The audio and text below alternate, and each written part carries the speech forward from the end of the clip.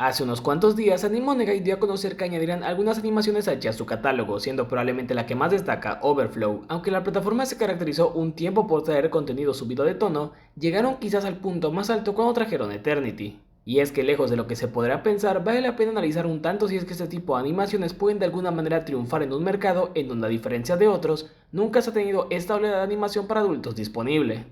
Para hablar del tema tenemos que empezar obviamente desde el principio, y no es como que nos interese mucho sumergirnos en la primera animación hentai, pero lo que hay que tener en cuenta es que esta ha ido prácticamente a la par de la animación convencional, por llamarla de alguna manera. Digo, no por nada Moshi Productions, después de hacer Astro Boy y Jungle Date, realizó las mil y una noches, en donde tuvieron que usar casi a todos los estudios de anime disponibles en ese momento.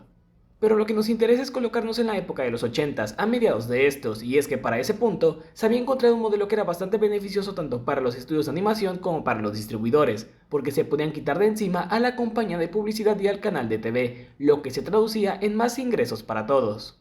Cualquier estudio le entró a esta oleada de las animaciones para adultos, incluso Toei con su marca Toei Video se encargó de distribuir algunos cuantos títulos un tanto subidos de tono. Para ello hay que poner sobre la mesa que específicamente en los 80s y principios de los 90s había unas directrices bastante claras con el anime. Lo primero era que para televisión se producían muchas series que iban de lleno dirigidas a un público infantil. Muchos estudios nacían y se encargaban de hacer animaciones originales o adaptaciones de manga las cuales eran exclusivas para un público infantil y que en realidad no tomaban ningún tipo de riesgo. En el formato OVA las cosas eran muy diferentes, fue una época de experimentación en donde se combinaban muchas cosas, entre erotismo, terror, magia, parodias y muchos otros géneros eran explotados. En ese momento, la animación para adultos se encontraba incluso a la par o era un tanto más rentable que la animación para TV. Es por ello que si buscas animaciones de ese tipo de aquellos años te darás cuenta de que tenían una gran calidad al detalle y parecen una animación convencional. Claro, como siempre hay excepciones a la regla, es decir, había animaciones que no seguían ninguna de estas vertientes, pero la razón de que el anime en formato OVA fuera tan explícito, visceral y gráfico tenía que ver con que se habían quitado las restricciones de la TV, es decir, había rienda suelta. Y en general, al ser un formato nuevo, era por demás fructífero. Probablemente las ovas más famosas de ese momento estaban cosas como Urotsuki Doji, Kite, Wicked City y varios títulos más, los cuales eran por demás llamativos. Fue precisamente esta oleada entre los 80s y 90s que empezaron a llamar la atención de varios lugares del mundo. Para ese punto, el anime ya era algo conocido tanto en Europa como en Norteamérica e incluso Latinoamérica y muchos otros lugares. Y justamente las animaciones H que tenían como tema central lo erótico empezaron a ser distribuidas primero en Norteamérica por allá de los años 80, esto de la mano de Excalibur Films, los cuales son una productora y distribuidora que se dedica únicamente al entretenimiento para adultos. De hecho crearon su propia submarca o sello, ya que cosas como Cream Lemon eran distribuidas con el sello de X-Rated Cartoons, ni siquiera tenían el nombre de anime. Posteriormente Central Park Media nació y se encargó de distribuir animes convencionales hasta que crearon su propia marca para adultos, Anime 18 o Anime 18. Bajo esa línea se encargaron de llevar cosas como Angel Blade y Urotsuki Doji, aunque de inicio el primer H que llevaron fue Urotsuki Doji, esto antes de los años 2000. Posteriormente, quizás la marca más famosa de ese tipo de contenido sea Media Blasters, quienes bajo ese sello ya habían licenciado cosas como Kite, las tres versiones, pero también fueron los que tiempo después obtuvieron la licencia de Bible Black y muchos otros títulos. Al día de hoy, a diferencia de Central Park Media, la marca sigue activa y aunque tiene tiempo que no licencian cosas tan actuales, pues mantienen varias cosas con el pasar de los años. Probablemente los animes de este tipo que más controversia llegaron a generar por aquellos años en Norteamérica fueron cosas como La Blue Girl, Kite, Wicked City y Urotsuki Doji, pero al día de hoy tanto Kite como Wicked City se encuentran en servicio de streaming. Kite se encuentra en Tubi, Retro Crush y otros más, mientras que Wicked City se encuentra en HIDIVE y en Retro Crush también. En España, por allá del año 2002, una distribuidora conocida como Yamental se encargó de llevar varios animes de este tipo con todo y doblaje, por lo que pude leer o encontrar, en teoría, estos solo habían sido distribuidos en formatos caseros, pero leyendo algunos comentarios sobre videos en los que hablaba de estos temas, varios dejaban en claro que también habían sido transmitidos en TV, por lo que también está esa posibilidad. Ellos se encargaron de doblar cosas como Sex Friend y varias iteraciones de la franquicia de Bible Black, siendo al menos en mi opinión, los que se han atrevido a doblar cosas mucho más explícitas, ya que las obras que tenían eran de esta oleada en la que las animaciones H tenían situaciones mucho más fuertes. Aquí hay que hacer un enorme paréntesis con respecto a la distribución y llevar un contenido en general, no solo anime ni animaciones H. Normalmente cada país suele tener una mesa de clasificación de contenidos. Esta institución es gubernamental y se encarga de autorizar qué contenidos sí pueden pasar al país y bajo qué condiciones, ya sea que sean cortadas algunas escenas quitando algunos segundos o obligando de alguna manera a la distribuidora que las lleva a modificar el contenido para que pueda cumplir con los parámetros necesarios.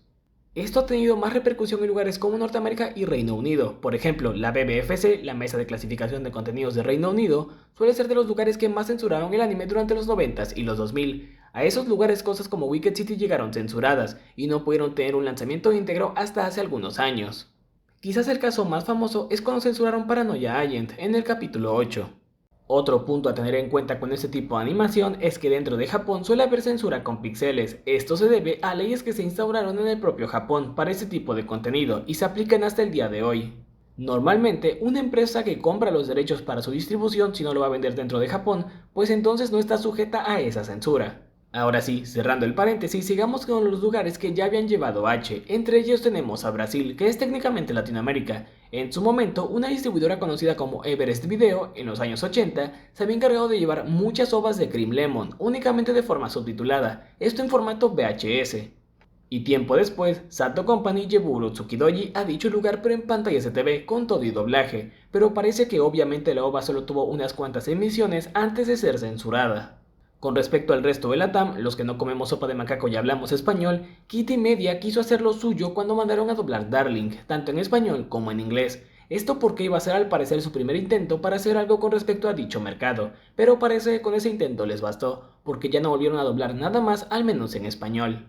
Sí, sé que muchos me van a comentar sobre el doblaje latino de Bible Black, pero este parece más un mito que otra cosa, en donde las declaraciones dadas terminan por tener más de una contradicción. De los tratamientos en diferentes idiomas hay que hacer otro paréntesis un tanto importante, y es que cada distribuidora hacía lo suyo con los tratamientos. Por ejemplo, la gente de Excalibur Films lo hacía con la gente que se dedicaba a la industria del cine para adultos. De hecho, al intentar buscar créditos, estos no aparecen por ningún lado, lo cual tiene sentido. Digo, tampoco es que los doblajes fueran de tan alta calidad, para empezar porque pues no lo hacían actores directamente. Media Blasters lo hacía con gente que sí se dedicaba al doblaje específicamente, aunque estos no fueran tan conocidos, y sus créditos sí aparecen listados. De hecho me parece que doblaron a Kisora en el 2015, y todo el elenco aparece acreditado. Hay algunos casos en donde no pude encontrar el elenco por ningún lado, pero en otros sí, además de que todo el contenido que tienen en su web y para venta tiene tanto audio japonés como audio en inglés. En España, la gente de Yamentor cuando hacía los tratamientos al español de Bible Black y muchas otras series también los hacía con gente que se dedicaba al doblaje de manera cotidiana, y los elencos se pueden encontrar de forma bastante sencilla, a la par que se puede consultar lo que siguen haciendo. En la Tierra del Sol Naciente, normalmente los seiyuu suelen empezar con ese tipo de material a trabajar, hay unos que se terminan por especializar en ese tipo de contenido, y hay otros que sí dan el salto a otro tipo de animaciones, pero pues al final son cosas que forman parte de su carrera. En la TAM, Urotsuki Doji cuando recibió doblaje en portugués también acreditaron a los actores, siendo el único caso donde no se usaron los nombres de estos en el doblaje de Darling. Por lo que al menos para este punto tenemos que la animación para adultos o subida de tono ya había llegado a muchos lugares e incluso con tratamientos en diferentes idiomas, por lo que no es algo completamente nuevo. Como el video de la evolución del anime H no es este, vamos a saltarnos varios años, hasta el punto en el que estamos hoy en día, donde ese tipo de material ha sufrido ciertas reestructuraciones, y en general es algo que no suele ser tan rentable. Ante esto parece que se creó una oleada en particular de animes que tienen muchos capítulos, pero que estos capítulos duran muy poco. Esto porque supongo que son más baratos de producir, y en general se nota que los esfuerzos están mucho más centrados en la estética o los diseños que en la animación en sí, ya que esta termina por ser un tanto precaria por algunos momentos, aunque se ve bonito. La animación de este tipo ha tenido varios intentos de expandirse de alguna manera, probablemente la empresa que más nos interesa para este punto es Anime Sound, o bueno, Comic Festa Anime, o su nombre final con el que opera desde 2019, Anime Festa, los cuales se encargan de producir y distribuir ese tipo de contenidos. Normalmente por cómo funciona es de la siguiente manera. Tienen un bloque para emisiones en TV, donde transmiten las versiones con censura, que para este punto veo más óptimo llamar a estas versiones con o sin cortes. Debido a que las versiones que se pasan en TV tienen las escenas subidas de tono cortadas, mientras que las versiones íntegras, es decir, sin cortes, se encuentran en su sitio web y solo se pueden ver de forma exclusiva ahí. Probablemente esta empresa no te suene tanto, pero ellos son los que están detrás de cosas como Showtime, Overflow y muchas series de esta última oleada de la que acabo de comentar. Si digo el nombre de Coolmic, puede que las cosas te suenen un poco más. Este es un servicio que le pertenece a Wave Corporation y Anime Festa, es por llamarlo así su versión en inglés. Por lo que para este punto tenemos que existen servicios de streaming que se dedican únicamente a cosas para adultos. Esto era algo que iba a pasar de manera natural, tomando en cuenta que el anime por su cuenta sí logró recibir una inyección del extranjero, y como los japoneses se dieron cuenta de que eran muy pocos los que iban a querer este contenido subido de tono, pues empezaron a expandirse ellos mismos con ese material. Coolmix llegó a tener incluso una versión en español, la cual era conocida como Mangamola. En realidad no pude encontrar muchos registros de esta versión de la web, y no estoy seguro si solo estaba disponible para el mercado europeo o también para el latino, pero me suena que solo estaba disponible para el mercado europeo. Y no solo eso, como parte de su expansión, incluso llegaron a tener una versión en francés, la cual a diferencia de Mangamola sigue activa hasta el día de hoy. Y como dato adicional, Mangamola fue el único nombre localizado, porque en Francia también se llama Coolmix. Mangamola terminaría cerrando debido a que pues no tuvieron el éxito esperado. Y es que la particularidad de Coolmix, que probablemente muchos ya conozcan, es que al no operar en Japón, entonces eso se traduce en que pueden saltarse ciertas normas que se imponen ahí. Siendo quizás el caso más destacado el que las versiones de los hentai que se encuentran ahí no tienen ningún tipo de censura, la más famosa sea probablemente Overflow. Otro punto importante o a resaltar es que el servicio no solo alberga ovas, también mangas y otro tipo de contenidos que no son tan fuertes como se podría esperar. La manera en la que opera es mediante tokens. Tú compras un determinado número de estos y puedes acceder tanto a mangas, ovas y varias otras cosas. Técnicamente sí es un servicio de streaming, pero no opera o no funciona con una suscripción, por lo que los contenidos no son ajenos a este tipo de servicios. Probablemente cuando se hable de este tipo de contenido resulta un tanto caótico mezclarlo con anime convencional, pero por ejemplo, HIDIVE tiene en sus manos y en su servicio cosas como Wicked City, Seiko no Quasar y Yoshinoko, esto en Norteamérica. Movie incluso tiene Kite, Retro Crush también tiene esa obra junto con las películas de Urusei Yatsura, los cuales de forma estricta llegan a ser un tanto más grotescos y explícitos que los títulos que tiene Anime Festa. Llegando específicamente al caso actual de la TAM y Anime Onegai, aunque las restricciones de la TAM con el contenido sean medio laxas, en realidad la tirada del servicio apunta hacia esta última oleada de animaciones H que había comentado antes. Probablemente se van a topar con algunos cuantos problemas. El primero es quizás parte de los prejuicios que se le pueden hacer a la marca, pero la llegada de ese tipo de contenidos a Latinoamérica me parece incluso algo que en su momento podía pasar, y pueden coexistir con otro tipo de obras. El mayor problema radica en tener cosas como Overflow, Yosuga no Sora y otras obras más. Pero si me lo preguntan, creo que es más prejuicio del espectador o de alguien que ni siquiera lo va a ver. Digo, no es como que dejen de licenciar otros contenidos, y también la accesibilidad a estos es mediante la barrera de pago, ya que si no, pues solo puedes ver las versiones con censura, o los que tienen las escenas cortadas. En su último directo de noticias y en general por algunas cuantas respuestas en sus redes sociales han dejado en claro que en particular en septiembre se encargarán de traer más este tipo de contenidos, aunque eso no quita que de nuevo dejen de traer otro tipo de series. Quizás esto incluso sirva para demostrar si Latinoamérica está preparado o no para este tipo de contenido. Y es que normalmente cuando piensas en este tipo de animación por la concepción del género en sí, lo primero que se suele venir a la mente suelen ser cosas un tanto grotescas y mucho más fuertes. Cuando se nota que el corte de los contenidos de la plataforma tendrá uno más enfocado en el yosei, animes cuya temática está más enfocada hacia las mujeres y que no tienen tintes tan grotescos ni tan fuertes. Claro, a ver, puede haber sus excepciones a la regla, pero cosas que impliquen tentáculos o personas que lucen o son menores de edad no van a llegar. Porque a pesar de que las restricciones del contenido en la TAM sean medio laxas, existen ciertos límites, los cuales también tienen que ver con las tiendas de aplicaciones. Este tipo de contenido pues solo va a causar un tanto de revuelo en sus anuncios y durante este mes, eventualmente se va a pagar. Es algo que ha ocurrido tanto en España como en Norteamérica. Kite se sigue vendiendo hasta el día de hoy y nadie se escandaliza, y se llegó a un punto en el que el material es accesible en un servicio. Este puede ser un experimento que le salga muy bien o que no le salga tan bien, ya que el mayor problema al que se enfrenta este tipo de contenidos lejos de los prejuicios también está la piratería. Eso es algo que cualquier medio enfrenta, pero específicamente el anime sufre de eso bastante en Latinoamérica y en muchos otros lugares, a pesar de que hoy en día existan plataformas gratuitas como otras por las que sí hay que pagar. El hentai se enfrenta todavía más a esto debido a que nunca ha habido una distribución que sea ni tan global ni tan accesible, pero de igual forma resulta un buen paso para apoyar a parte de la industria del anime que ha sido marginada en más de un sentido.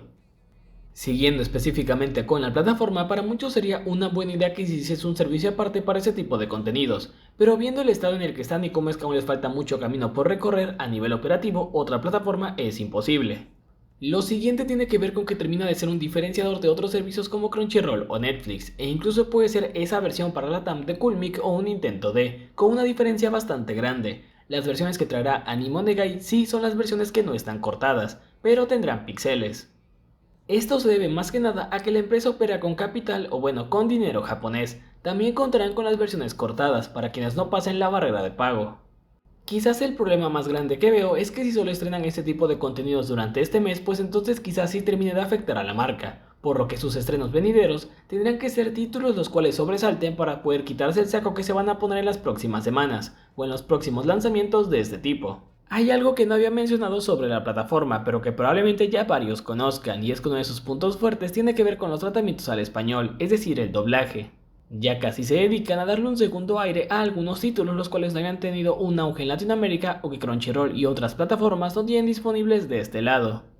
Esos tratamientos al español también se van a incluir en este tipo de material, y aunque para muchos puede ser algo escandaloso, lo cierto es que en su primera animación de ese tipo estrenada Eternity, se tuvo la particularidad de que el elenco estuvo presente en un stream presentando el material, en donde a diferencia de Darling, no se usaron seudónimos ni nada por el estilo. En donde todos comentaron sus experiencias y que había sido algo más divertido que otra cosa, también resaltando que el proyecto había sido llevado con bastante respeto.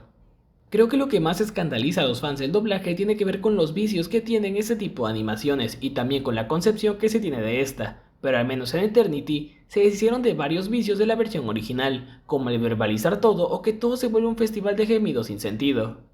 E incluso agregaron ciertos diálogos en ciertos momentos que no estaban presentes en la obra original para que todo sonara mucho más natural. Obviamente a esto no se le puede dejar de lado que desde que existe la comunicación directa con los fans, estos suelen crear ciertas idealizaciones basadas en los personajes que se interpretan, pero este es curioso porque normalmente solo ocurre en el anime, no en el material live action u otro tipo de material, ya que a ver, no es como que no se doblen escenas o materiales de este tipo con actores reales, o que puedas encontrar en plataformas de streaming, por lo que no es como que los involucrados sean ajenos a este tipo de material. Termina por ser un acercamiento distinto, pero a final de cuentas es material para adultos. Otro punto también tiene que ver con que parece que el usuario o quien no lo es le apuntan con algo para que vea la versión en español, cuando nadie lo obliga a siquiera ver el material y mucho menos con doblaje. Además de que la plataforma se ha hecho con un catálogo un tanto variado como para poder escoger entre varios títulos. Claro, puedes juzgar a quien ve los tratamientos en español, pero pues cada quien termina por decidir cómo pasar su tiempo y no es como que se pueda controlar lo que se hace con el material específicamente. Este movimiento puede salir muy bien o no tan bien, ya que obviamente depende de lo que se haga después de estos estrenos. Con esto me refiero a que los títulos que se estrenen sean lo suficientemente fuertes como para opacar al contenido subido de tono y que estos se vean más como un agregado al servicio, no directamente como su enfoque principal. Porque a pesar de que no se vaya a convertir en eso, puede ser la imagen que se quede en varios, lo cual tendría todo el sentido, pero también sirve para demostrar si es que la TAM está listo o no para ese tipo de contenidos al alcance de una suscripción y todo lo que eso conlleva. Y eso ha sido todo por el video de hoy. No olvides comentar, darle like, suscribirte y nos vemos en la próxima. Adiós.